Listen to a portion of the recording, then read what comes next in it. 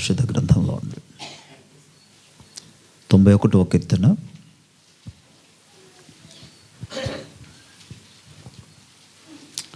91వ కీర్తన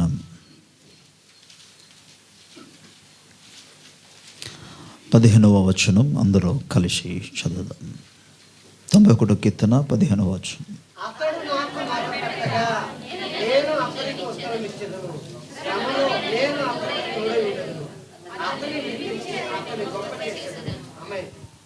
చిన్న ప్రార్థన. ప్రేమ నమ్మదగిన మా తండ్రి, నీ పరిశుద్ధమైన ఘనమైన గొప్ప నామానికి కృతజ్ఞతాస్తుతులు చెల్లిస్తున్నాం. పిలిచిన దేవుడవు, ఎంతైనా నువ్వు నమ్మదగిన వాడవు నాయన. మీ దాసుని ప్రభువా, నీ యందు మీరు మరుగుపరిచి నీలో దాచి మీ దాసుని నోట నీ వాక్కుంచి నాయన మీరు మాట్లాడమని ప్రార్థిస్తున్నాం. వినగల చెవులు, గ్రహించగలిగిన హృదయాలు, వాటిని అనుసరించగలిగిన కృప నీ ప్రజలందరికీ అనుగ్రహించు నాయన. నీ కృప మీద ఆధారపడి నీ ఆత్మ సహాయమును కోరి నీకే స్తుతులు చెల్లిస్తూ యేసు ప్రభు నామములో అడిగి పొందుచున్నాము తండ్రి. Amen, amen. Praise the Lord. Hallelujah. మరోసారి దేవాది దేవునికే మహిమ, ఘనత, ప్రభావము కలుగునుగాక. మన తండ్రి అయిన దేవుని నుండి, ప్రభు అయిన యేసుక్రీస్తు నుండి కృపా సమాధానములు మనందరికీ తోడై ఉండునుగాక. ఈరోజు కొరకు ఏర్పాటు చేయబడిన దైవ వాక్య భాగములో కీర్తన గ్రంథము 91వ కీర్తన 15వ వచనములో, అతడు నాకు మొర్ర పెట్టగా నేను అతనికి ఉత్తరమిచ్చేదను, శ్రమలో నేను అతనికి తోడై ఉండేదను, అతన్ని విడిపించి అతన్ని గొప్ప చేసేదను. హల్లెలూయా. ఇందులో ప్రత్యేకముగా ఆ రెండో లైన్ని మీ ముందు పెట్టడానికి నేను ఆశిస్తున్నాను. శ్రమలో నేను అతనికి తోడే ఉండేదను, అతన్ని విడిపించి అతన్ని గొప్ప చేసేదను. ప్రభువును ఎరిగిన ప్రతి ఒక్క భక్తులకు, దేవుని బిడ్డలకు, ప్రభువును అనుసరిస్తున్న వారికి లోకములో అందరికీ కలుగునట్టుగా, అందరికీ జరుగునట్లుగా శోధనలు వస్తాయి, కష్టాలు వస్తాయి. యేసుక్రీస్తు ప్రభువును నమ్ముకున్నందుకు శ్రమలు రావు, కష్టాలు రావు అని ఎక్కడ రాయబడలేదు. యేసుక్రీస్తు ప్రభువును సొంత రక్షకునిగా అంగీకరించవలసింది దేనికోసం అంటే శ్రమల్లో నుండి విడిపించడానికి అంది. రెండో విషయం అది. కానీ మొదటి విషయం ఏంటంటే, నరకము నుండి తప్పించబడి ఒక వ్యక్తి దేవుని యొక్క నిత్య రాజ్య వారసులుగా మారడానికే యేసు ప్రభువును సొంత రక్షకునిగా అంగీకరిస్తారు. దేవుని స్తోత్రం. అయితే ఈ భూలోకములో ఆత్మీయ జీవితంలో కొనసాగుచున్నప్పుడు ఎందుకు అనేక సందర్భాల్లో దేవుని బిడ్డలకు మాత్రమే జరుగుతుంది, అన్యులకు జరగటంలే. వారిలో అనేక మంది 37వ కీర్తనలో మనము చూడగలము, 73వ కీర్తనలో కూడా మనం చూడగలము. ఎలా ఉంటారంటే, వారు క్షేమస్థితిలో ఉన్నారు, వారి పిల్లలందరూ బాగానే ఉన్నారు, వారి వ్యాపారం బాగానే ఉంది, వారి ఆరోగ్యం బాగుంది, అసలు మనకెందుకు. అందుకే ఒకసారి ఈ 73వ కీర్తనలో చాలా ఇబ్బంది పడిపోయాడు భక్తుడైన దావీదు. చాలా ఇబ్బంది పడిపోయి, ఎందుకు ప్రభువా అలాగా, అసలు ఎందుకు, మాకసలు ఎందుకు ఇలా జరగాలి, వాళ్ళందరూ అంత క్షేమంగా ఉన్నారు, అంత సంతోషంగా ఉన్నారు, అంత క్షేమంగా ఉన్నారు, వారు పిల్లలందరూ బాగానే ఉన్నారు, మాకెందుకు, మా పిల్లలకు మాత్రం ఇలా జరగడం ఏంటి. దేవుడు ప్రార్థించిన తర్వాత అతనికి వారి స్థితి అంటూ చూపించాడు. ఆ స్థితి ఏంటంటే, వారు కాలు జారే స్థితిలో ఉన్నారు. ఎక్కడి నుండి? ఉన్నత శిఖరములో నుండి కాలు జారిపోయిన స్థితిలో ఉన్నారు. వారు కాలు జారిన తర్వాత వారిని మళ్ళీ వెతికినా దొరకరు. ఒకసారి వారి కాలు జారిందంటే వారు పూర్తిగా, ఒక విధంగా చెప్పాలంటే, అన్యజనులు కలిగి ఉన్న సమస్తము కూడా ఎటువంటిదంటే,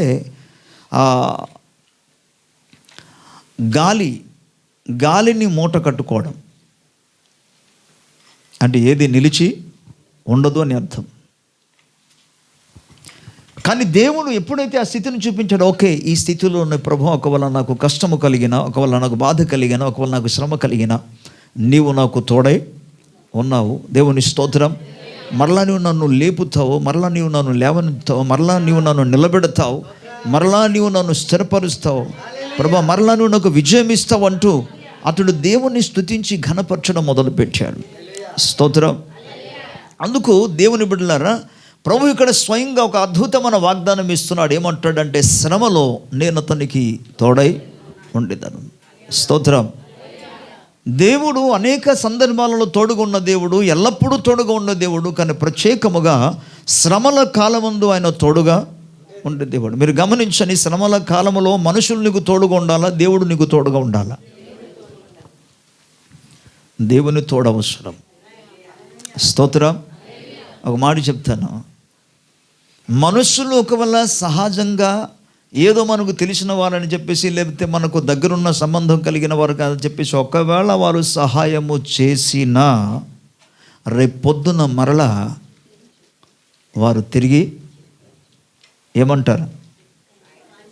నీకు సహాయం చేస్తానని ఓకే, ఇక రకరకాల సూటిపోట్లు మాటల చేత తిరిగి బాధ కలుగజేస్తాడు.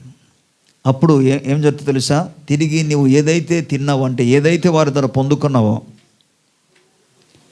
నువ్వు దాన్ని మళ్ళీ వాంతి చేస్తావు. కానీ దేవుడు ఒక వ్యక్తిని శ్రమల్లో ఆయన సహాయం చేసినా, శ్రమల్లో అతనికి విడుదల చేసినా, వారికి తోడుగా ఉన్నా, మేలు చేసినా, ఆయన ఎవరిని కూడా బలవంతము చేయడు. కానీ ఆయన ఒక్కటే కోరుతున్నాడు, ఏంటంటే నా దగ్గరికి రండి. ఆయన ఒకటి కోరుతుంది అంతే. నేను చేసిన కార్యాన్ని గురించి మీరు నాకు ఏమీ వద్దు, కానీ మీరు దాన్ని నేను చేసిన కార్యాన్ని గురించి ప్రజలకు ప్రచురం చేయండి. మీరు అలాగ ప్రచురపరచడం ద్వారా నా నామాన్ని మహిమపరచండి, అంతే నాకు చాలు అన్నాడు. ప్రభుకు స్తోత్రం. ఈ సత్యాన్ని గమనించిన భక్తుడైన దావీదు అందుకంటాడు, నా ప్రాణమా యెహోవాను సన్నిధించుము, నా అంతరంగంలో ఉన్న సమస్తమైన పరిశుద్ధ నామమును సన్నిధించుము. నా ప్రాణమా యెహోవాను సన్నిధించుము, ఆయన చేసిన ఉపకారములలో దేనిని మరవద్దు, కేవలం ప్రభువుని స్తుతించుమన్నాడు. స్తోత్రం. హల్లెలూయా. పిల్లరా, ఆయన ఈ విధంగా వాగ్దానము చేయగలిగిన దేవుడు ఎక్కడ లేడు. అందుకే యెహోవాకు సాటి కలిగిన వారు ఎవరు లేరు. శ్రమలో నేను తనకి తోడై ఉండేదాన్ని. దేవుడు పరిశుద్ధ గ్రంథంలో అనేక మంది జీవితాల్లో తన యందు భయభక్తి కలిగిన వారి ఎడల ఆయన సహాయమును, ఆయన తోడు ఉంచడం అన్నది లేఖనాలు మనం చూస్తాం. ప్రభుకి స్తోత్రం. అనేక మంది అందులో ఉన్నప్పుడు కూడా నేను ఒకరు ఇద్దరు వారి జీవితాన్ని గురించి మీ ముందు పెట్టడానికి ఆశిస్తున్నా. యాకోబును గురించి సాధారణంగా మనం అనుకోము, కానీ మీరు గమనించండి, యాకోబు జీవితాల్లో కూడా అనేకమైన కష్టాలు ఆయన అనుభవించాడు, అనేక శ్రమలను అనుభవించాడు, బాధను అనుభవించాడు, శోధన అనుభవించాడు. తల్లిదండ్రుల వద్ద నుండి దూరం అయిపోయాడు. అన్నదమ్ముల ప్రేమ లేకుండా అయిపోయాడు. అన్నదమ్ములే స్వయంగా అతన్ని ద్వేషించి అతన్ని చంపడానికి ప్రయత్నం చేశారు. అసలు యాకోబు పారిపోవడానికి కారణం ఏంటి? వాళ్ళ అన్నయ్య ఏసావు అతన్ని చంపడానికి ప్రయత్నం చేశారు కాబట్టి. అంటే సొంత అన్నయ్య నుండి కూడా అన్నదమ్ముల ప్రేమ పొందుకోలేని స్థితిలో ఉన్నాడు. సాధారణంగా అపాయం వస్తే, కష్టాలు వస్తే, ఆపదలు వస్తే ఎవరు దగ్గర ఉండి సహాయం చేయాలి? అన్నదమ్ములే కదా, అక్క చెల్లెలే కదా. కానీ ఇక్కడ గమనిస్తే సహాయం చేయవలసిన వారే అతన్ని చంపడానికి వెళితే ఆ స్థితి ఏ విధంగా ఉంటుందో ఒకసారి ఊహించండి. కానీ దేవునికి స్తోత్రం కలుగునుగాక. దేవుడు యాకోబునకు తోడై ఉన్నాడు. నేను ఏదో దేవుని సేవకుని కదా అని, పాస్టర్ గారు కదా అని వాక్యం చెప్పడం కాదు. ఇక్కడ చూడండి, యాకోబు తన్ను గూర్చి తాను స్వయంగా ఇస్తున్న సాక్ష్యాన్ని మీ ముందు నేను పెడతాను. 35వ అధ్యాయం, ఆదికాండం 35వ అధ్యాయం 2-3 వచనాలు కలిసి ఉన్నది, నేను చదువుతాను, అందరూ వినండి. యాకోబు తన ఇంటి వారితోనూ తన యొద్దనున్న వారందరితోనూ మీ యొద్దనున్న అన్య దేవతలను పారవేసి మిమ్మల్ని మీరు శుచిపరుచుకొని మీ వస్త్రములను మార్చుకొనుడి. మనము లేచి బేతేలునకు వెళ్ళుదాము. నా శ్రమ దినమున నాకుత్తరమిచ్చి నేను వెళ్ళిన మార్గమున నాకు తోడే ఉండిన దేవునికి బలిపీఠం అక్కడ కట్టేదనని చెప్పాను. హల్లెలూయ. ఇక్కడ చాలా విషయాలు ఉంది, కానీ నేను ఒక పాయింట్ మాత్రం జ్ఞాపకం చేస్తున్నాను. ఆయన ఏమంటే, ఆయన చెప్పిన మాట చూడండి, నా శ్రమ దినమున నాకు ఉత్తరం ఇచ్చిన దేవుడు. స్తోత్రం. ఏంటి అతని జీవితంలో శ్రమ? నేను ఆల్రెడీ చెప్పాను, అతడు తల్లిదండ్రుల ప్రేమ పొందుకోలేని స్థితిలో ఉన్నాడు. అంటే దగ్గర లేడు, అసలు అన్నదమ్ముల ప్రేమ పొందుకోలేని స్థితిలో ఉన్నాడు. చివరికి ఆయన ఒంటరివాడిగా మారిపోయాడు. అరణ్యములో ప్రయాణం చేస్తున్నాడు, అడవులలో ప్రయాణం చేస్తున్నాడు, కొండల లోయల్లో ప్రయాణం చేస్తున్నాడు, ఎడార్లలో ప్రయాణం చేస్తున్నాడు. ఆ టైంలో అతనికి ఎంత భయం కలిగి ఉంటుందో ఊహించండి. అప్పటి వరకు తల్లిదండ్రులతోని, అన్నదమ్ములతోని, బంధువులతోని కలిసి ఉన్న ఈ వ్యక్తి ఒక్కసారిగా ఒంటరివాడిగా మారిపోతే ఏ విధంగా ఉంటుంది మీరు ఊహించండి. ఆ బ్రతుకు, ఆ స్థితిని జ్ఞాపకం చేసుకొని దేవుని సముఖంలో అతడు మొర పెట్టాడు, ప్రభు సముఖంలో ప్రార్థన చేశాడు, ప్రభు కృపను వేడుకున్నాడు. స్తోత్రం. హల్లెలూయ. దేవుని ప్రజలారా, ప్రతి సమస్యకు పరిష్కారం అనేది కేవలము ప్రార్థన ద్వారా మాత్రం జరుగుతుంది. సో ఇక్కడ మీరు గమనించండి, అతడు దేవుని సముఖంలో తన శ్రమల కాలం ముందు మొరపెట్టాడు. మన పై వచనాలు చూసుకున్నాం ఏంటంటే, అతడు నాకు మొరపెట్టగా నేను అతనికి ఉత్తరం ఇచ్చేదను, శ్రమలో నేను అతనికి తోడే ఉండిదను, అతన్ని విడిపించి. ప్రభుకి స్తోత్రం చెప్దాం. యాకోబు జీవితంలో ఆ రీతిగా అతన్ని విడుదల చేయడం అంది ఆయన స్వయంగా ఇస్తున్న సాక్ష్యం. నా శ్రమలలో నాకు ఆయన ఉత్తరం ఇచ్చి నా మొరను ఆలకించి నేను వెళ్ళిన మార్గమును నాకు తోడే ఉండి. ప్రభుకి స్తోత్రం. వెళుచున్న ప్రతి మార్గముందు దేవుడు అతనికి తోడుగా ఉన్నాడు. ప్రభు ఇచ్చిన వాగ్దానంలో ఒకటి ఏంటంటే, శ్రమ నేను ఉత్తరం ఇస్తాను, శ్రమలోని తోడై ఉంటాను, అండ్ మూడోదిగా అతన్ని విడిపించి గొప్ప చేస్తాను. స్తోత్రం. హల్లెలూయ. ఒంటరివాడిగా ఈ బయలుదేరని యొక్క వ్యక్తి జీవితంలో దేవుడు ఎన్నెన్నో అద్భుత కార్యం చేశాడు. అతనికి తోడుగా ఉండటం మూలముగా అతని ధైర్యం కలిగింది. 28వ అధ్యాయంలో మనం చూసుకోగలిగితే, ఆది కాండములో అతడు ప్రభు సముఖంలో ప్రార్థన చేశాడు, ప్రభువా నేను ఒంటరివాడైపోయాను, నువ్వు నిజంగా నాకు తోడుగా ఉంటే నేను నిన్ను సేవిస్తానయ్యా, నువ్వు నాకు అనుగ్రహించిన వాటిలో 10వ భాగము నేను నీకు ఇచ్చి నీ నామాన్ని ఘనపరుస్తానయ్యా, నాకు తోడుగుండు, వెలుచున్న మార్గమంతా నువ్వు తోడుగుండయ్యా. ప్రభు అన్నాడు, ఎస్ నేను నీకు తోడై ఉంటాను, భయపడొద్దు అన్నాడు. Praise the Lord. ప్రభుకి స్తోత్రం చెప్దాం గట్టిగా. హల్లెలూయ. శ్రమలో తోడే ఉండి అతన్ని మొరని ఆలకించి అతన్ని విడిపించి. స్తోత్రం. వారి యొక్క మామయ్య అనేక పర్యాలు, నేను ఇవన్నీ కూడా లేఖలన్నీ కూడా రెఫరెన్స్ అని చూపించకుండా మామూలుగా చెప్తున్నాను, అనేక పర్యాయాలు అతన్ని ఇబ్బంది కలిగించి అతనికి రావాల్సిన జీతం అతనికి ఇవ్వకుండా అనేక పర్యాలు అతన్ని బాధ పెట్టాడు. ఇవన్నీ అంతా మీరు చూడండి, నెల వరకు మీరు పని చేసిన తర్వాత మీ జీతం కానీ రాకపోతే ఎలా ఉంటుంది, ఎంత బాధగా ఉంటుంది. అంతేకాకుండా పెండ్లి విషయంలో కూడా వాళ్ళ మామయ్య మోసం చేశాడు అతన్ని. 7 సంవత్సరాలను కొలువు చేస్తే, 7 సంవత్సరాలు అంటే మామూలు విషయమా? 7 నెలలు కాదు, 7 సంవత్సరాలను కొలువు చేస్తే, అలాగే నాన్న పెళ్లి చేస్తానని తన కూతుర్ని ఇస్తానని చెప్పి చివరికి ఆయన చేసిన పని ఏంటి తెలుసా? తాను ఎవరినైతే ఇష్టపడ్డాడో ఆ అమ్మాయిని పెళ్లి చేయకుండా ముసుగు వేసి ఇంకొక అమ్మాయిని పెళ్లి చేశాడు. ఎంత అద్భుతమో! అది రాత్రి టైంలో ఏం తెలియదు, ఉదయం చూసినప్పటికీ అర్థమైంది తను ఇష్టపడిన పిల్ల కాదని, రాహేల్ కాదు లేయా అని అర్థమైంది. ఎంత బాధగా ఉంటుంది మీరు ఊహించండి. అనేక విషయములలో అతడు మోసగించబడ్డాడు. ఓకే, ఏదేమన్నా సరే అనేక నష్టాలను అనుభవించాడు, బాధను అనుభవించాడు. ప్రభుకి స్తోత్రం చెప్దాం. తాను ఇచ్చిన సాక్ష్యాలు మనం చూస్తాం ఏంటంటే, పగటి వేళ ఆయన తన మామయ్య యొక్క మందను కాసుకుంటున్నప్పుడు క్రూర జంతువు అతని మీద దాడి చేయడానికి వచ్చినప్పుడు ఎంత భయముతో ఆయన ఉండేవాడు. గొర్రెలను కాయకపోతే వచ్చింది, గొర్రెలు ఆ విధంగా వచ్చి గొర్రెలు వచ్చి తీసుకెళ్ళిపోయి క్రూర జంతువు వచ్చి ఎత్తుకొని వెళ్ళిపోతే ఆ నష్టాన్ని ఈయన మీద నష్టపరిహారం పెట్టేవాడు వాళ్ళ మామయ్య. ఎంత బాధగా ఉంటుందో ఊహించండి. అసలు ఆయన ప్రాణం పోతుంది అది కాదు, దొంగలు వచ్చేసి కొన్ని గొర్రెలు ఎత్తుకొని వెళ్ళిపోతే వాళ్ళు తీసుకెళ్తే నాకు అనవసరం, నేను నీకు కావలిగా ఉంచాను, నువ్వు కరెక్ట్గా చూడాలి, నువ్వు సరిగ్గా చూడలేదు కాబట్టి ఈ నెల జీతం కట్ట. ఎంత బాధ పెట్టేవాడు.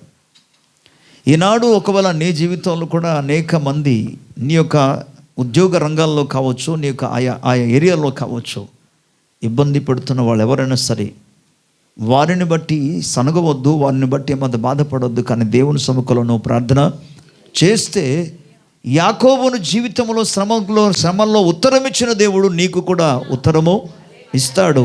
ఆ శ్రమల నుండి నీకు విడుదల చేస్తాడు. దేవుని స్తోత్రం.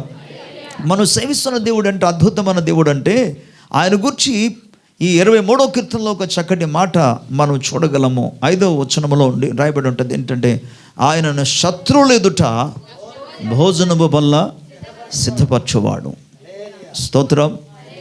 ఎవరెదుట? శత్రువుల ఎదుట ఆయన భోజనం వల్ల సిద్ధపరుస్తాడు. అంటే విడిపిస్తాడు, విడిపించి ఆయన గొప్ప చేస్తాడు. స్తోత్రం. ఆశ్చర్యపడినట్టుగా చేస్తాడు. ప్రభునామానికి స్తోత్రం చెప్దాం. శ్రమలలో నేను అతనికి తోడై ఉన్నాను. సో యాకోబు నాకు తోడుగా ఉన్నాడు కనుక నాకు తోడు ఉన్న దేవుని దగ్గరికి మనం తిరిగి వెళదాం. పదండి, మనం ఆయన కొరకు బలిపీఠం కట్టి ఆయన మనం బలి అర్పణ చేద్దాం, ఆయన సేవిద్దాం, ఆయనకి నమస్కారం చేద్దాం, ఆయన పూజిద్దాం, ఆయనను మనం ఘనపరచుదాం, ఆయన ఆరాధన చేద్దాం. ఆయనకు మన ప్రభు అనుగ్రహించిన వాటిలో ప్రభునితో నేను చేసిన వాగ్దాన ప్రకంగా ప్రభుకు అర్పణ చేస్తాం రండి అంటాడు. ప్రభుకి స్తోత్రం కలుగునుగాక. ఈ మాటను బట్టి ఒక విషయం జ్ఞాపకం చేస్తున్నా. ప్రతి ఫ్యామిలీలో, ప్రతి కుటుంబాల్లో పురుషుడు అనేది ఇంటి ఏమై ఉన్నాడు? యజమానుడు ఉన్నాడు. కాబట్టి అసలు ప్రార్థన సహవాసంలో ఫస్ట్ ఉండవలసిన వ్యక్తి పురుషులే. ఇది స్త్రీలకి సంబంధించింది కాదు. చాలామంది పురుషులకి అలవాటైపోయిందంటే మీరు వెళ్ళి ప్రార్థన చేసుకునేది మీది కదా. ఎవరిది ఇది?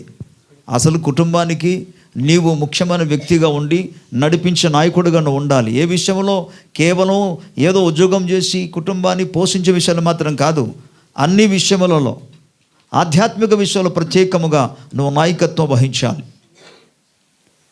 నువ్వు అతిథిగా అందులో ఒక ముఖ్యమైన వ్యక్తిగా ఉండాలి. ఎందుకంటే కుటుంబానికి పురుషుడు శిరస్సై ఉన్నాడు. ప్రభుకు స్తోత్రం చెప్దాం. అందుకు నువ్వు దైవభక్తిలో నువ్వు ఎదగవలసిన అవసరత ఉంది. నువ్వు ప్రార్థనలో ఎదగాలి. ఇక్కడికి ఈ విషయానికి వస్తే నేను ఒక వ్యక్తి గురించి ప్రత్యేకంగా 2 వ్యక్తుల గురించి మెచ్చుకోవాలి. వాళ్ళు ఎవరంటే, ఒకటి యోబు, రెండోది కొర్నేలియస్. యోబు తన కుటుంబంతో కూడా కలిసి దైవభక్తిలో అందరినీ పెంచాడు ఆయన. ప్రభుకు స్తోత్రం కలుగును. మంచి నాయకత్వం వహించిన వాడు కుటుంబ వ్యవస్థలో. కొర్నేలి కూడా అదే విధంగా చేసిన వాడు మనకు కనబడతారు. హల్లెలూయా. అందుకే యాకోబు తన కుటుంబస్తులు అందరూ కూడా పిలుస్తున్నారు. నేటి రోజుల్లో అసలు తల్లిదండ్రులు మాట్లాడి పిల్లలు అసలు పట్టించుకోవట్లే.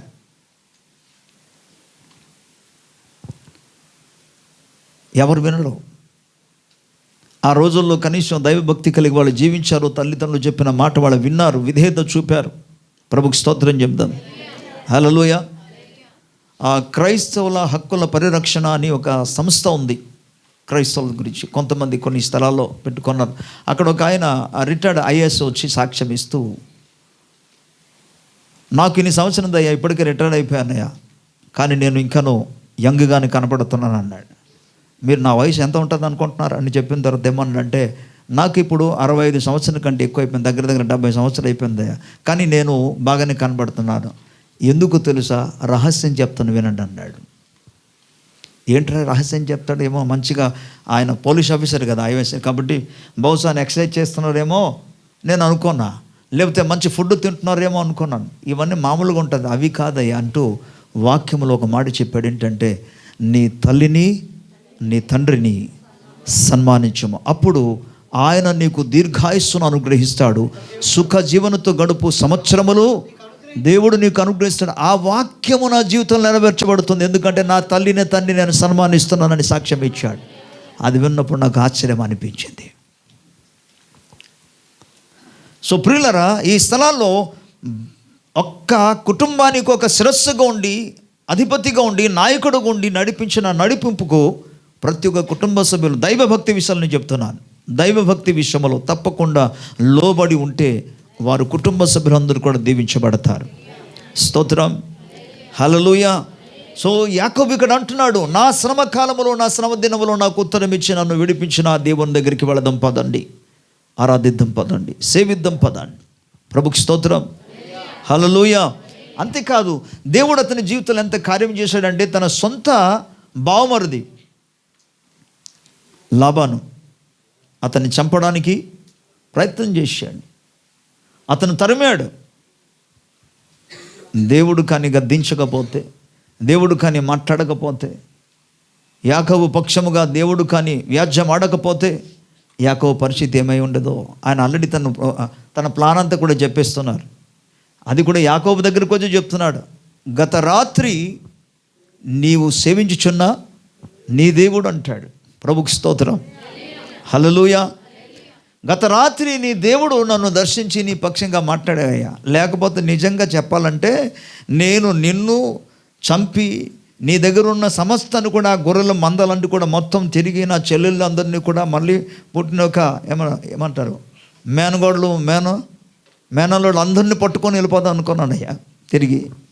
కానీ గత రాత్రి నీవు సేవిస్తున్న దేవుడు నీవు ఏ మాత్రం మాట్లాడడానికి వీలు లేదండి, అతనితో ఏది మాట్లాడడానికి వీల్లేదు అని ప్రభు చెప్పాడు. అందుకయ్యా ఇంకా నేనేం చేయడానికి అవకాశం లేదన్న. మీరు ఊహించండి, దేవుడు కానీ ఆ అపాయ కాలములో యాకోబు పక్షముగా లాబానుతో మాట్లాడకపోతే, గద్దించకపోతే యాకోబు పరిస్థితి ఏమై ఉండేది?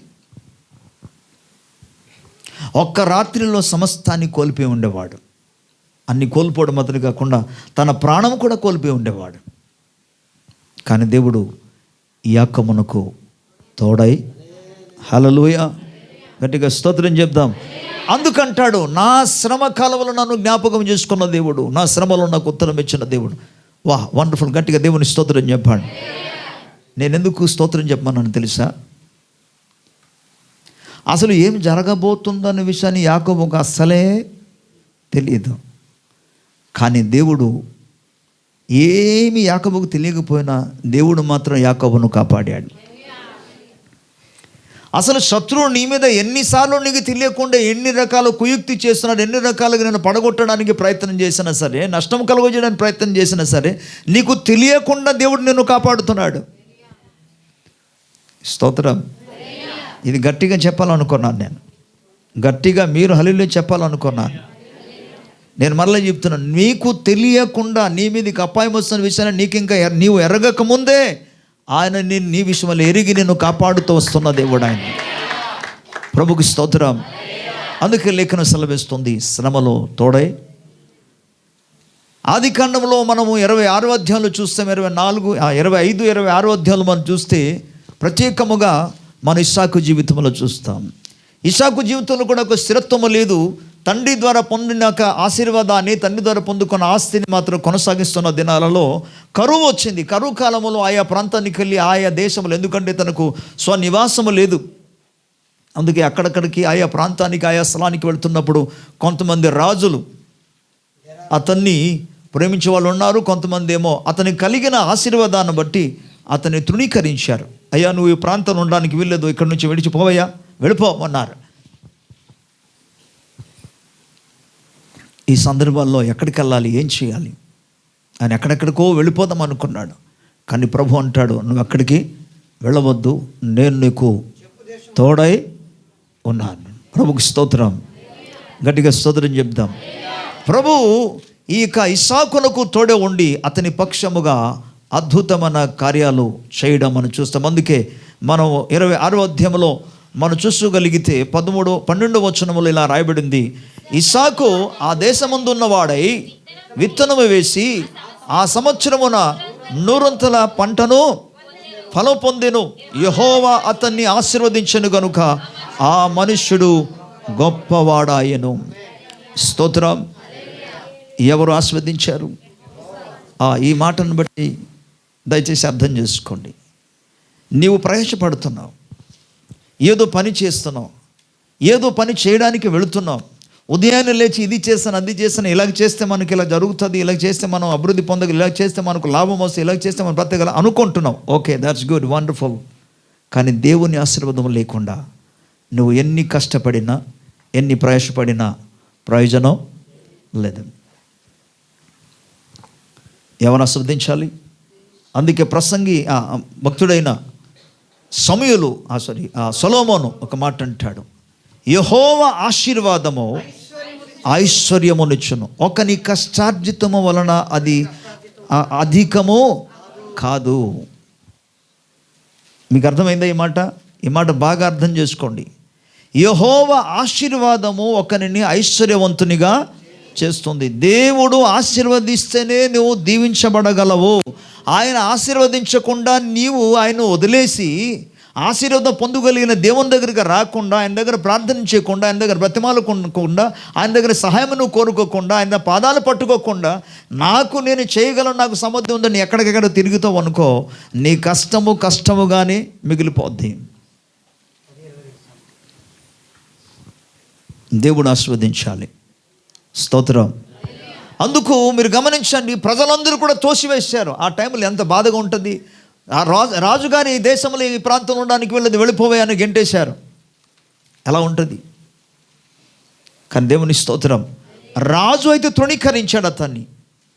రాజు అతన్ని వెళ్ళిపోమని అని చెప్పాడు, గెరారు రాజు. కానీ దేవునికి స్తోత్రం చెప్దాం, దేవుడు మాత్రం యోసేపునకు ఇస్సాకునకు తోడై ఉన్నాడు. స్తోత్రం. వెళ్ళిపోయాడు. ఏం చేయాలో అర్థం కాని పరిస్థితి ఉంది. కానీ ఈవెన్ కరువు కాలంలో కూడా దేవుడు అతనికి 100 పంట ఇచ్చాడు ఆయన. స్తోత్రం. ఆయన అక్కడ నుండి వెళ్ళిపోయిన తర్వాత మనకు తెలుసు, మొదటిసారి వెళ్ళి ఒక బావిని త్రవ్వారంట. ఫిలిష్తీయులు వాళ్ళ నాన్నగారి టైంలో, అబ్రహాము కాలంలో త్రవ్విన బావులన్నీ కూడా ఫిలిష్తీయులు ఏం చేశారంటే దాన్ని పూడ్చివేశారట.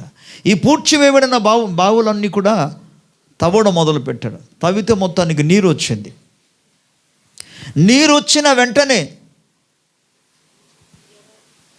ఈ గెరారు యొక్క దేశానికి సంబంధించిన వారు అనేక మంది వచ్చేమన్నారంటే, ఈ బావి మీది కాదు, మాది అన్నారు. ఇక ఏం చేయడానికి, మీరు చూడండి, అంతకాలము కష్టపడి తవ్వేసి తవ్వి అలిసిపోయి, ఓకే, ఆ రోజుల్లో మీరు గమనించి ఇప్పుడు ఉన్నట్టుగా బోర్లు వేయడం కాదు, కరెంటుతో బోర్లు వేయడం కాదు. అక్కడ వాళ్ళు స్వయంగా కష్టపడి తవ్వాలి. అంత కష్టపడి తవ్వితే నీరు వస్తే వాళ్ళు అన్నారు, ఇది మీది కాదు, మాది, వెళ్ళిపోండి, ఇది వదిలేసి వెళ్ళిపోమంటే ఎలా ఉంటుంది?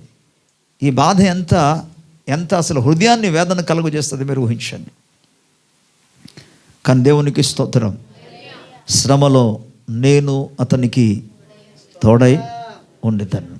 హల్లెలూయా. సెకండ్ టైం మరలా తవ్వాడు. సరే, అది వదిలేశారు, ఇంకొక దగ్గరికి వెళ్ళారు, అక్కడ త్రవ్వాడు. అక్కడ త్రవ్వినా అదే జరిగింది. అదే విధంగా మళ్ళీ నీళ్ళు వచ్చింది.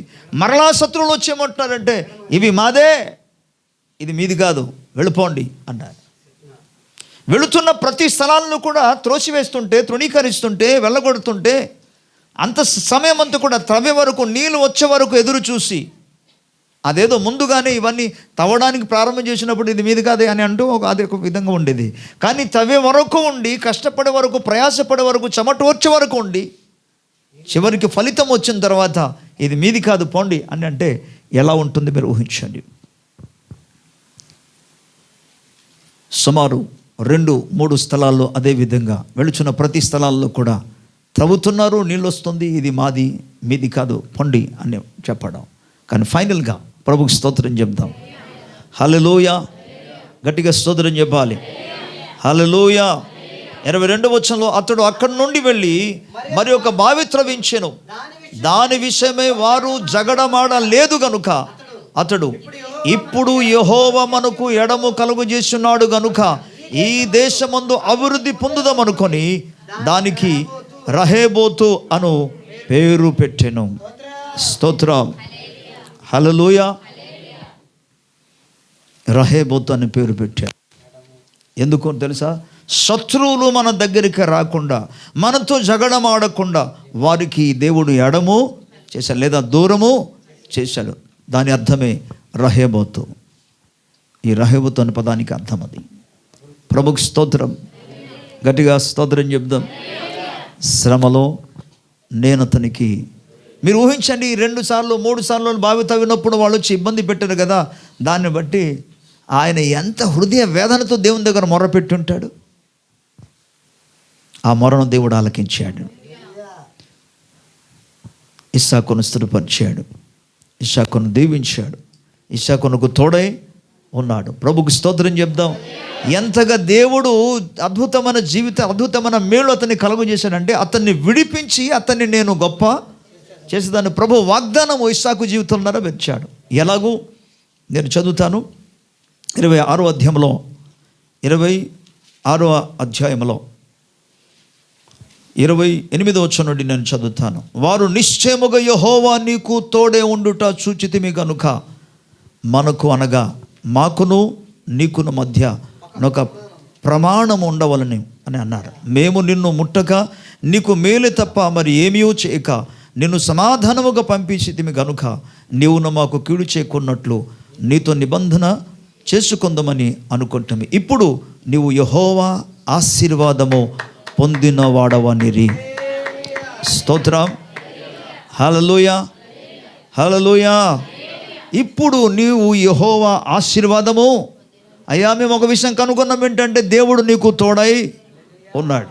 మేము నిన్ను తృణీకరించాం, మేము నీకు వెళ్ళిపోమన్నాం, కానీ యెహోవా నీకు తోడై ఉన్నాడు. మరి వాగ్దానం చేసిన దేవుడు నమ్మదగిన వాడు కదా. శ్రమలో నేను అతనికి తోడే ఉంటానని దేవుడు ఆయన శ్రమకాలంలో తోడే ఉన్నాడు, విడిపించాడు. అంతేకాదు, ఎంత అద్భుత కార్యం చేశాడంటే, ఎవరైతే తృణీకరించారో, ఎవరైతే నిరాకరించారో, ఎవరైతే త్రోసివేశారో, ఎవరైతే పొండయ్యాన్ని అన్నారో, ఇప్పుడు వాళ్ళే వచ్చి బ్రతిమాలుకుంటున్నారు. దేవుని స్తోత్రం. దేవుడు నీ జీవితాలు కూడా అలాంటి కార్యం చేయడానికి ఆయన సమర్థుడైన, ఆయన సజీవుడైన ప్రభునామానికి స్తోత్రం. సో దేవుని వాక్య భాగాల్లో మనం విడిపించడం, అలాగే వారికి తోడే ఉండడం, అండ్ ఫైనల్లీ వారిని గొప్ప చేయడం. యాకోబు జీవితాల్లో చూసాం, ఇస్సాకు జీవితాల్లో మనం చూసాం, యోసేపు జీవితాల్లో మనం చూడగలం. అతని జీవితాల్లో కూడా శ్రమ వచ్చింది, శ్రమల్లో దేవుడు అతనికి తోడై ఉన్నాడు. కొన్ని వచనాలు మాత్రమే ముందు పెడతాను. బైబిల్ చూద్దాం మనం. 39వ అధ్యాయం 3వ వచనం. యెహోవా అతనికి తోడై ఉండెననియు, అతడు చేసినదంతయు అతని చేతిలో యెహోవా సఫలము చేసిననియు అతని యజమానుడు చూచినప్పుడు. ప్రభుకి స్తోత్రం చెప్దాం.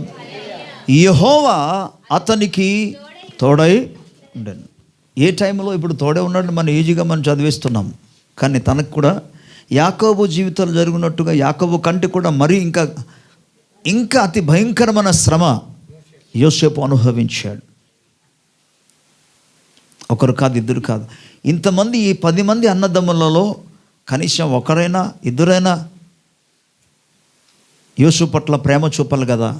కానీ ప్రేమ ఆప్యాయత చూపగలిగిన వాడు ఒక్కడు కూడా లేడు. అందరూ ఏకమై అతన్ని తీసుకెళ్ళి గోతులు పడేశారు. అందరూ ఏకమై అతన్ని ఆ మార్గ మధ్యలో వెళుతున్నాక ఇస్మాయిల్ వర్తికులను అని వ్యాపారస్తులను వాళ్ళ చేతికి అమ్మేశారు. ఈ వర్తకులు తీసుకెళ్ళిపోయి ఫరో ఇంటిలో ఉద్యోగం చేస్తున్న పొతిఫోరు అనే ఒక వ్యక్తికి వీళ్ళు అమ్మేశారు. మీరు చూడండి, ఒక స్థలం నుంచి మరో స్థలానికి కలగా ఇటువంటి భయంకరమైన, బాధకరమైన, వేదనకరమైన సందర్భాలలో దేవుడు యోసేపునకు తోడై ఉన్నాడు. అంటే శ్రమలలో అతనికి తోడై ఉన్నాడు. Praise the Lord. ప్రభుకి స్తోత్రం చెప్దాం. అక్కడ కూడా మనకు తెలుసు, అతి భయంకరమైన పరిస్థితులు సంభవించింది. ఆయన చేయకూడని వాటిని కూడా చేశాడని అతని మీద నిందారోపణ చేసి నేరము మోపి, అబద్ధముగా నేరం మోపి అతన్ని జైల్లో పడవేశాను. కానీ ప్రభు అక్కడ కూడా అతనికి తోడై ఉన్నాడు. ప్రభుకి స్తోత్రం చెప్దామా గట్టిగా? హల్లెలూయా. 23వ వచనంలో 22, 23వ వచనం నేను చదువుతాను. చెరసల అధిపతి ఆ చెరసలలో ఉన్న ఖైదులందరినీ యోసేపు చేతికి అప్పగించెను. వారక్కడ ఏమి చేశారో అదంతయు అతడే చేయించువాడు.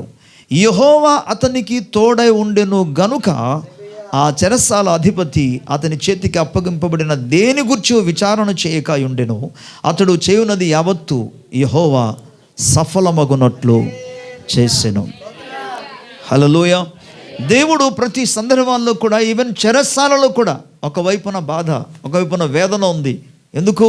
చెయ్యకూడని పనికి చేశారని, తప్పు చేశారని చెప్పేసి చెరసాలలో వేసినందుకు అతనికి ఒకవైపున బాధగా ఉంది, వేదనగా ఉంది. ఎవరితో చెప్పగలడు? ఇప్పటి కాలంలో అనుకోండి, కనీసం ఎవరితో అని చెప్పడానికి ఏమైనా ఎవరికి దొరికిపోయారు అనుకోండి, లేదు ఏదైనా ఒకళ్ళు జైల్లో పడేసారు అనుకోండి, ఎవరికైనా ఏదో విధంగా వార్త తెలుస్తుంది కాబట్టి రక్త సంబంధులు ఎవరో ఒకరు వచ్చి ఏదో విధంగా బయటికి తీసుకురావడానికి ప్రయత్నం చేస్తారు. కానీ ఇన్ని విడిపించగలిగిన వారు ఎవరున్నారు? ఎవరు విడిపిస్తారని ఆశించారో వాళ్ళందరూ కూడా దూరంగా ఉన్నారు. ఎవరు విడిపించగలరని ఆశించారో వాళ్ళందరూ కూడా తెలియని పరిస్థితులు ఉన్నారు, అందరినీ దూరంలో ఉన్నారు. వాళ్ళకి అసలు ఏమీ తెలియదు దీని గురించి. ఎవరు విడిపిస్తారని ఆశించారో వాళ్ళే అతని అమ్మివేశారు.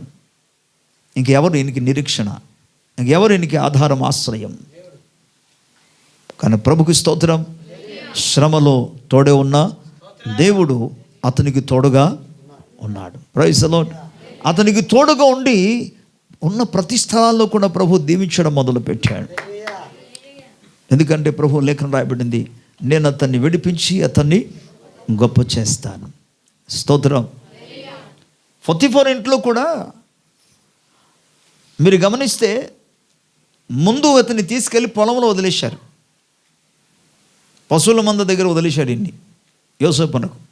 కానీ ఆ పొలంలో పశువుల మందలో కూడా జరుగుతున్న పరిస్థితిని చూసిన వెంటనే యోసేపు మూలముగానే పొతిఫర్ ఇంట్లో ఉన్న వాళ్ళందరూ కూడా దీవించబడ్డారని తెలుసుకున్న తర్వాత, అయ్యో ఇలాంటి వాడిని మనం బయట పెట్టకూడదు, డైరెక్ట్గా మన ఇంటికే తీసుకొచ్చాలని చెప్పేసి త్రోసివేసిన ఆ వ్యక్తిని మరలా ఆయన ఇంటికి తీసుకొచ్చి ఇంట్లో ఉన్న బాధ్యత అంతా కూడా అప్పగించేశాడు.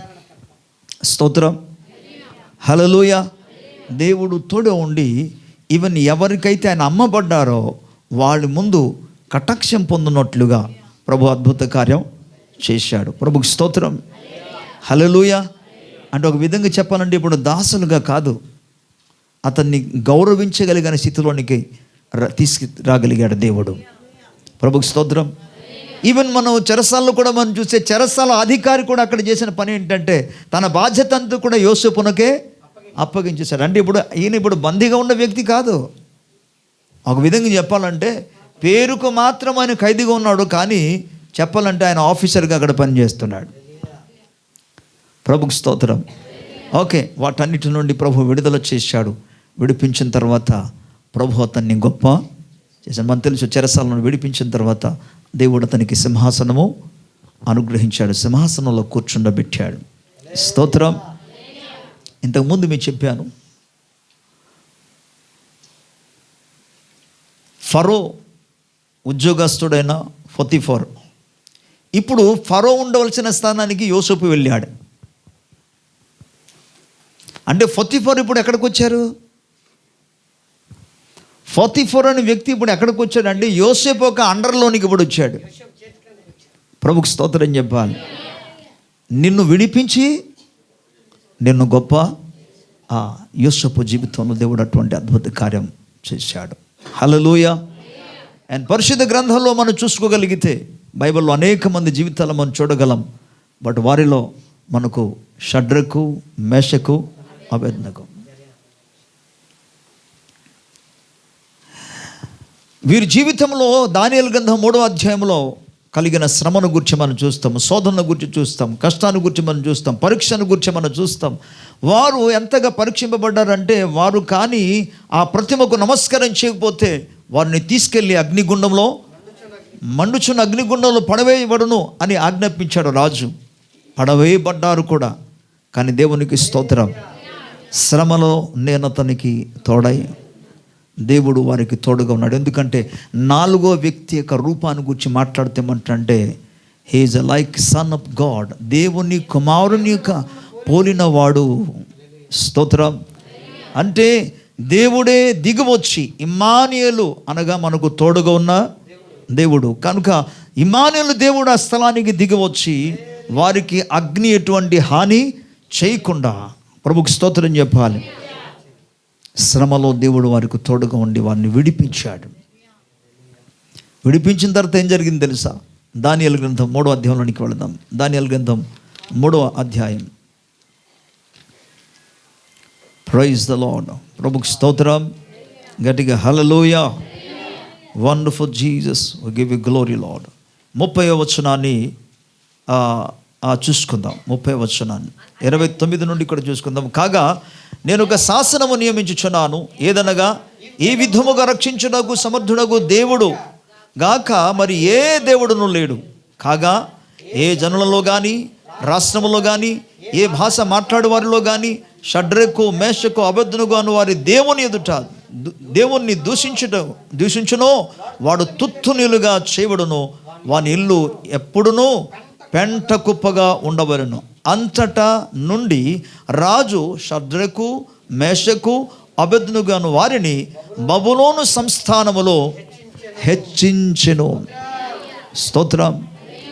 దేవుడు వారి యొక్క శ్రమలలో, వారికి అగ్ని వంటి శ్రమలలో, అగ్ని వంటి కాదు, అగ్నియే వారికి శ్రమ, కానీ అటువంటి శ్రమలో నుండి ప్రభు విడిపించిన తర్వాత వారిని గొప్ప చేశాడు. ఏ దేశములో అయితే వారి పనికి అయిపోయింది అనుకున్నారో అదే స్థలములో ఆ దేశం అంది ఆ రాజు ఎదుటే ఆ రాజే వారిని హెచ్చింప చేయగలిగాడు. ప్రభుకి స్తోత్రం. దేవునికి మహిమ కలుగునుగాక. అగైన్ మన దానియేలు జీవితాలు కూడా మన 6వ అధ్యాయంలో చూడగలము. అతన్ని తీసుకెళ్ళి సింహాల బోనులో పడవేశారు. రాజు ఎన్నోసార్లు ప్రయత్నం చేశారు. ఏమని? ఎలాగైనా సరే ఈ దానియేలుని మనం ఈ యొక్క సింహాల బోనులో పడకుండా మనం ప్రయత్నం చేద్దాం అనుకున్నాడు. ఎన్ని ప్రయత్నం చేసినా సరే రాజు మాట ఇచ్చాడంటే మాట తప్పకూడదు. అందుకని అతన్ని బలవంతం చేయగా తీసుకెళ్ళి అతన్ని సింహాల బోనులో పడేశారు. కానీ ప్రభుకి స్తోత్రం కలుగునుగా దానియేలు దేవుని దగ్గర మొరపెట్టారు. అయితే దానియేలు ఒకరోజు ప్రార్థన చేసే వ్యక్తి కాదు. దానియేలు గురించి ఈ యొక్క ఆ దేశంలో ఉన్న ఒక రాజు ఒక అద్భుతమైన సాక్ష్యం ఇచ్చాడు. గట్టిగా ప్రభుకి స్తోత్రం చెప్తాం. ఆయన ఇచ్చే సాక్ష్యం ఏంటి తెలుసా? ఆ సింహాల బోనులో పడవేసినప్పుడు ఒక మాట అంటాడు, దానియేలు నిత్యము నీవు సేవించుచున్న దేవుడు. దేవునికి స్తోత్రం. ఎప్పుడెప్పుడు సేవిస్తున్నాడండి ఈయన? అందరూ చెప్పాలి. అనుదినము నువ్వు సేవించుచున్న దేవుడు నిన్ను కాపాడునుగాక అంటాడు, నిన్ను రక్షించునుగాక. స్తోత్రం. అందుకే క్రైస్తవులారా, దేవుని బిడ్డలారా, నీ భక్తి జీవితం, ప్రార్థన జీవితం, మీ విశ్వాస జీవితము ఆదివారపు ఒక క్రైస్తవులుగా ఉండకూడదు. అందుకే చెప్తాం, అనుదిన క్రైస్తవులుగా మనం ఉండాలి. ఎవ్రీడే మనం ప్రతిదినము దేవుని సముఖంలో కూడుకోవాలి. దేవుని స్తోత్రం. ఆది సంఘము ప్రతిదినము దేవుని సముఖంలో కూడుకున్న రీతిలో సంఘ విశ్వాసాలు అందుకు కూడా కూడుకోవాలి, ప్రార్థన చేయాలి, నిత్యమును దేవుణ్ణి సేవించాలి. స్తోత్రం. దానియేలుకు శ్రమ రాలేదా? దానియేలుకు హింస రాలేదా? దానియేలుకు ఇబ్బంది కష్టం రాలేదా? శోధన రాలేదా? బట్ అతడు నిత్యము దేవుణ్ణి సేవిస్తున్నందుకు, అనుదినము దేవుణ్ణి సేవిస్తున్నందుకు, ఈవెన్ లేఖనం సెలవిస్తుంది, అతడు అనుదినము దేవుని దగ్గర ప్రార్థన చేసినందుకు ప్రభు అతన్ని సింహాన బోలు నుండి కూడా ఆయన తప్పించాడు. స్తోత్రం. శత్రువు నిన్ను మింగడానికి ప్రయత్నము చేస్తున్నా సరే వాని చేతుల నుండి, వాని నోటి నుండి నిన్ను విడిపించగలిగిన సామర్థ్యము కలిగిన దేవుడు మనకున్నాడు. హల్లెలూయా. అయితే నువ్వు ఆయన సముఖములో ప్రతిదినం ఆయన సేవించే వ్యక్తిగా, ప్రతిదినం నువ్వు ప్రార్థించే వ్యక్తిగా ఉంటే తప్పకుండా ప్రభు నిన్ను విడిపిస్తాడు. దానియేలుకు తోడుగా ఉన్న దేవుడు నీకు తోడై ఉంటాడు. ఆయన అక్కడి నుండి విడిపించిన తర్వాత 6వ అధ్యాయంలో చివరి వచనాల్లో మనం చూడగలము, ఆయన విడిపించేవాడును రక్షించేవాడును ఉండి పరమందును భూమి మీదను సూచక క్రియలను ఆశ్చర్యకార్యములు చేయవాడు ఆయనే సింహముల నోట నుండి ఈ దానియేలును రక్షించునని రాయించెను. స్తోత్రం. రాజుల ముందు ఏదైనా జరిగిందంటే అది కేవలం ఇలా జరిగింది అలా జరిగిందని చెప్పేసి వదిలి వెళ్ళిపోరు. వాళ్ళు దాన్ని పూర్తిగా పుస్తకములో జ్ఞాపకార్థముగా రాసుకుంటారు. సో దానియేలు జీవితంలో దేవుడు చేసిన కార్యాన్ని గురించి రాసి ఆయనే రాయించుకున్నాడు. ప్రభుకు స్తోత్రం. అయితే 28వ వచనంలో నేను చదువుతాను. ఈ దానియేలు దర్యావేషు ప్రభుత్వ కాలమందును పారాశికుడగు కోరేషు ప్రభుత్వ కాలమందును వర్ధిల్లెను. ప్రభు వాగ్దానం ఏంటి? అతన్ని శ్రమలో నేను అతనికి తోడై ఉండేదాన్ని, అతన్ని విడిపిస్తాను. గొప్ప. కాబట్టి దానియేలు జీవితంలో ఎంతకాలం అంటే అంతకంతకు దేవుడు వర్ధిల్లింప చేశాడు. కేవలం బబులోను దేశంలో ఉన్న రాజ్య పరిపాలన టైముల మాదిరి కాకుండా పారాసిక మాదియా దేశస్థులు కూడా అధికారి అయిన కోరేషు కాలంలో కూడా దేవుడు అతన్ని వర్ధిల్లింప అంటే గొప్ప చేశాడు. ప్రభుకి స్తోత్రం. వారి జీవితాల గురించి మనం ఆలోచన చేసుకోవాలి. ఎందుకు దేవుడు వారికి ఆ విధంగా చేశాడంటే వారిలో ముఖ్యమంది మనకు కనబడుతుంది, వారు దేవుని యందు భయభక్తులు కలిగి జీవించిన వారు, వారు అనుదినము ఆ దేవుణ్ణి సేవించేవారు, దేవుని సముఖంలో వారు ప్రార్థన చేసేవారు. ప్రభుకి స్తోత్రం చెప్తాం. హల్లెలూయా. అందుకు ప్రభు వారికి తోడే ఉన్నాడు. వారి మొరను ఆలకించారు, వారిని శ్రమల నుండి విడిపించి గొప్ప చేశాడు. స్తోత్రం. నిన్ను కూడా విడిచిపెట్టే దేవుడు కాడు. He is the same God. ఆయన అన్చేంజింగ్ గాడ్. ఆయన మార్పు లేని దేవుడు, ఏకరీతిగా ఉన్న దేవుడు. నీకు కలిగిన కష్టాన్ని బట్టి, శ్రమను బట్టి నువ్వేవో బాధను అనుభవిస్తూ ఏం చేస్తున్నాడు దేవుడు అనుకుంటున్నాయేమో. మరలా కీర్తన గ్రంథాన్ని జ్ఞాపకం చేసుకుంటున్నాను. మా దేవుడు ఆకాశమందు ఆయన ఆసీనుడై ఉన్నాడు, తనకు ఇచ్చ వచ్చినట్టుగా చేస్తాడు ఆయన. 12వ వచనం మరలా చెప్తున్నాడు, యెహోవా మమ్మును మరచిపోలేదు, ఆయన మమ్మును ఆస్వాదిస్తాడు. స్తోత్రం. అని తప్పకుండా నీ ప్రార్థన మర్చిపోకుండా జ్ఞాపకం చేస్తాడు. నీకు కలిగిన శ్రమను బట్టి, నీవు కలిగిన బాధను బట్టి, నీకు కలిగిన ఇబ్బందులను బట్టి, కష్టాన్ని బట్టి, అనారోగ్యమును బట్టి, కుటుంబ సమస్యను బట్టి దేవుని సముఖంలో చేసిన ప్రార్థన ఆయన జ్ఞాపకం చేసుకుంటాడు. స్తోత్రం. ఆయన జ్ఞాపకం చేసి ఆశీర్వదిస్తాడు. Praise the Lord. ప్రియమైన దేవుని బిడ్డలారా, దేవుని బట్టి ధైర్యము తెచ్చుకోవాలి. మన దేవుడిని యెహోవాను బట్టి మనం ధైర్యం తెచ్చుకోవాలి. ఆయన మనకు ఆశ్రయం, ఆయన మనకు కేడము, ఆయన మనకు ఆశ్రయ దుర్గము, ఆయన మనకు నివాస స్థలం, మన శక్తి సామర్థ్యం ఆయనే, మనకు బలమిచ్చేవాడు ఆయనే. స్తోత్రం. మన యొక్క చీకటిని వెలుగుగా చేవాడు ఆయన. హల్లెలూయా, హల్లెలూయా. దేవుని ప్రజలారా, అందుకే ప్రభువునందు మనం నమ్మిక కలిగి జీవించగలిగినప్పుడు, ఆయనందు భక్తి కలిగి జీవించినప్పుడు, ఆయనను మన మహిమపరిచే విధంగా మనం జీవిస్తున్నప్పుడు డెఫినెట్గా ఆయన మొరను ఆలకిస్తాడు, ఆయన తోడే ఉంటాడు, ఆయన విడిపిస్తాడు, ఆయన గొప్ప చేస్తాడు. ఆమేన్. కళ్ళు మూసుకొని ప్రార్థన చేసుకుందాం.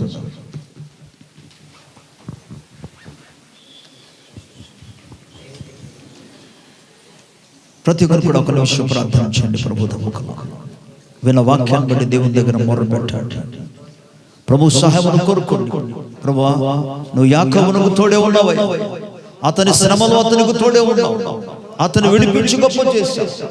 ఇస్సాకునకు తోడే ఉన్నావు, అతన్ని విడిపించి నువ్వు గొప్ప చేశావు, వారి మొరను ఆలకించావయ్యా. ఒక్కొక్క వ్యక్తి జీవితాన్ని జ్ఞాపకం చేసుకుంటూ ప్రభు సముఖంలో మొరపెడతాడు. ప్రార్థించు. ఇప్పుడు దేవుడు పరిశుద్ధాత్మ తన వాక్కును నీకు తెలియజేసి ఉండగా ఆ వాక్యమునకు స్పందించి నువ్వు ప్రార్థిస్తున్నప్పుడు దేవుడు నీ జీవితంలో అద్భుత కార్యం చేస్తాడు. దేవుని పక్షముగా, దేవుని దాసునిగా నేను మీకు తెలియజే విషయం ఏంటంటే, ఆయన ఎవరిని మర్చిపోయి దేవుడు కాడై నిశ్చయముగా నన్ను దీవిస్తాడు.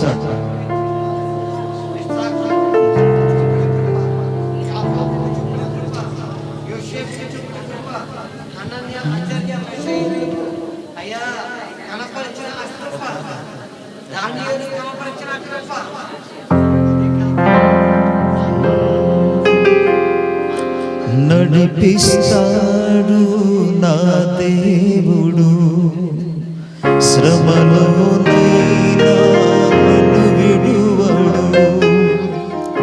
నడిపిస్తాడు నా దేవుడు, శ్రమలోనైనా నన్ను విడువడు. అడుగులు తడబడినా, అలసటపై పడినా, అడుగులు తడబడినా,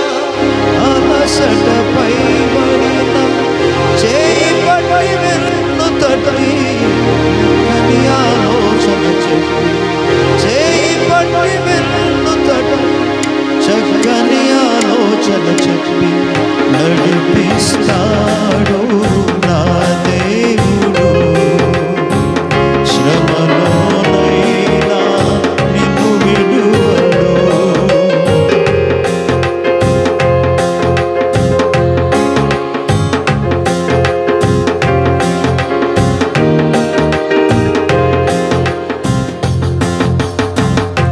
కష్టాల కొలిమి కాల్చి వేసిన, శోకాల గుండెను చీల్చి వేసిన, కష్టాల కొలిమి కాల్చి వేసిన, శోకాల గుండెను చీల్చి వేసిన, తన చిత్తం నెరవేర్చుతాడు. గమ్యము వరకు నన్ను చేర్చుతాడు.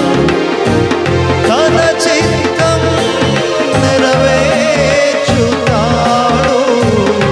గమ్యము వరకు నన్ను చేర్చుతాడు. నడిపిస్తాడు నా దేవుడు. శ్రమలోనైనా నిన్ను విడువడు. నడిపిస్తాడు నా దేవుడు. శ్రమలోనైనా నన్ను విడువడు.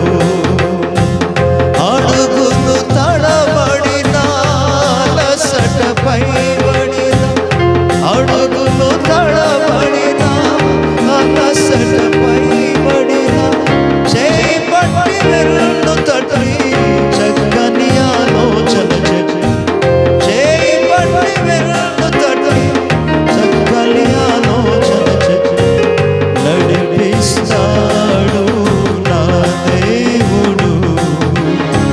శ్రమలోనైనా నడిపిస్తాడు నా దేవుడు. శ్రమలోనైనా నిన్ను విడువడు.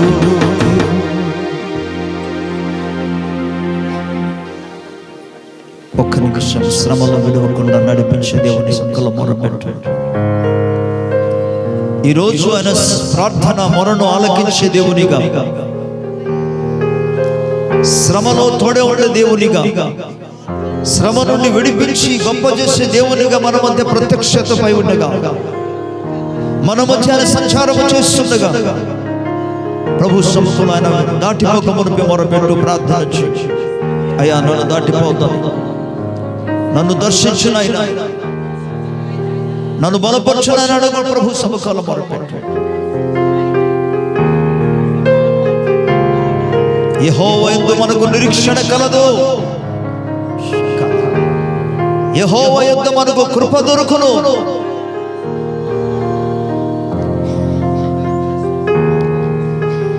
పరిశుద్ధుడైన మా తండ్రి, మీ ఘనమైన గొప్ప నామానికి మేము కృతజ్ఞతాస్తుతులు చెల్లిస్తున్నాము.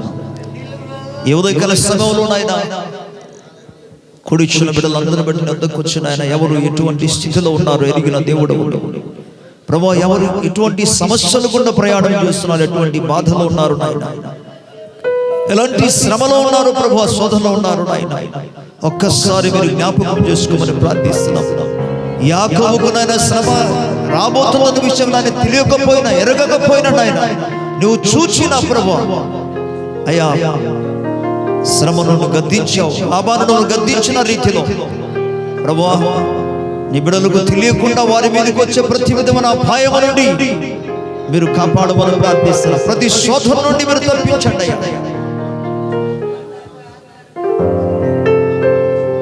నాయన విడుదల చేయండి.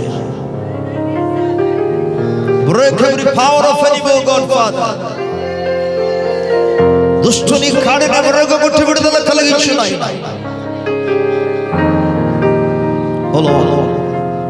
నీ ప్రజలను ధైర్యపరచము, బలపరచము, ఆదరించు. ఏ కోణంలో కూడా కృంగిపోకుండా మీరు సహాయం దయచేయండి. మీరు తోడే విడిపించండి, గొప్ప చేయమని ప్రార్థిస్తున్నాను. నీ మహిమ కొరకు, నీ నామ ఘనత కొరకే మీ కార్యములు జరిగించండి. స్తోత్రం. సకల మహిమహీనత ప్రభావములు మీకు ఆరోపిస్తూ యేసుక్రీస్తు ప్రభువు నామములో అడిగి పొందుచున్నాము తండ్రి. Amen. Praise the Lord. God bless you all. ప్రభువు అందరిని దీవించును గాక. ఆమేన్.